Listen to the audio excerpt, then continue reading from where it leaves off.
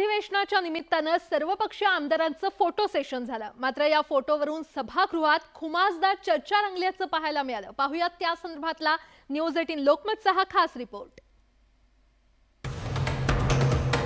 दोन्ही उपमुख्यमंत्री आले नाहीत अध्यक्ष महाराज तिथं। हे आले असते तर खुर्ची खाली होती ना मुख्यमंत्र्यांची अध्यक्ष महाराज, एक बसून गेले असते तिथं। तशी स्पर्धा चालूच आहे अध्यक्ष महाराज। जागा तुमच्याकरता रिकामी ठेवली होती किंवा किमान फोटोत तरी बसून घ्या। नागपूर हिवाळी अधिवेशनादरम्यान सर्वपक्षीय आमदारांच्या एकत्र फोटोवरून सत्ताधारी आणि विरोधकांची खुमासदार चर्चा रंगली। नेत्यांनी एकमेकांना कोपरखळ्या आणि टोमणे मारण्याची एकही संधी सोडली नाही। काही सिनियरिटीचा प्रोटोकॉल आहे का नाही?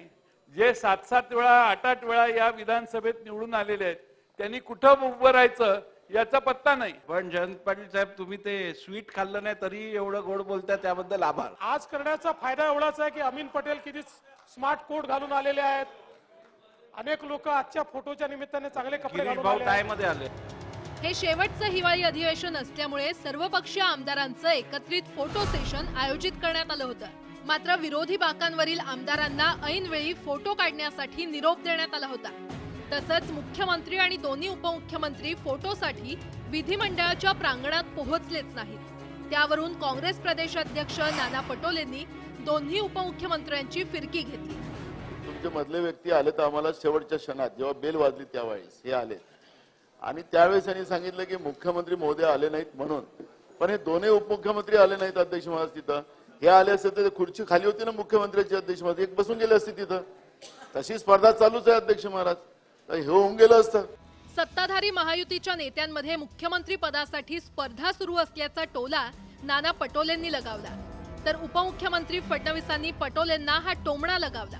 ती जागा तुमच्याकरता रिकामी ठेवली होती किंवा किमान फोटोत तरी बसून घ्या। फोटो सेशनवरून रंगलेल्या हलक्या फुलक्या चर्चेत राष्ट्रवादीचे प्रदेशाध्यक्ष जयंत पाटील यांनी देखील आपल्या खास शैलीत फटकेबाजी केली। काही सिनियरिटीचा प्रोटोकॉल आहे का नाही?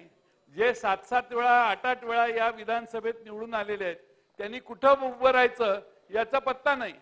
फक्त हा विधिमंडळाचा विधानसभेच्या सदस्यांचा फोटो आहे, मंत्र्यांचा फोटो नाही। त्यामुळे विधानसभेच्या सदस्यांना काहीतरी प्रोटोकॉल असला पाहिजे। तर काँग्रेस आमदार बाळासाहेब थोरातांनी फोटो सेशन पुढे ढकलण्याची मागणी केली होती। अशोक चव्हाण अनुपस्थित असल्यामुळे त्यांनी ही मागणी केली होती। माजी मुख्यमंत्री आहेत, अशोकराव आज नाही काही कारणानं, खरं म्हणजे ते असते तर आणखी चांगलं झालं। म्हणून मी म्हणतो की मंगळवारी घेतलं तर तुम्हाला प्रोटोकॉल बसवता येईल। ठीक आहे, फोटो काढून चला पुढे जाऊया आता। चला, फोटो सेशन विषयी सभागृहात बरंच खल झालं। प्रश्नोत्तराच्या तासादरम्यान 10 मिनिटांसाठी दोन्ही सभागृह तहकूब करून फोटो काढण्यावर सर्वांचं एकमत झालं। आपण अनेक वेळा जयंतराव, आपण अनेक वेळा असं करायचो, सभागृह सुरू असताना ते आपण तहकूब करायचो, त्यामुळे सगळे लोक सभागृहात असतात आणि जाऊन मग त्या ठिकाणी आपण फोटो काढायचो। तर तसं मला असं वाटतं की असाच विचार केला पाहिजे की सभागृह सगळे लोक प्रश्नोत्तराच्या तासानंतरच ते बरं राहतं, कारण सगळे लोक त्याला हजर असतात। सन्मान्य सदस्यांनी जी भूमिका इकडे मांडलेली आहे त्याची नोंद घेतली जाईल आणि सर्वांना सन्मानार्थक तिकडे बसायची जागा व्यवस्थित देऊन, पोझिशन व्यवस्थित देऊन आपण फोटो कंप्लीट करू। हिवाळी अधिवेशनात विविध मुद्द्यांवरून सत्ताधारी आणि विरोधकांमध्ये जोरदार खडाजंगी झाल्याचं पाहायला मिळालं। मात्र एकत्रित फोटोवरून खुमासदार चर्चा रंगल्याचं देखील पाहायला मिळालं। Bureau report, news 18 Lokmat.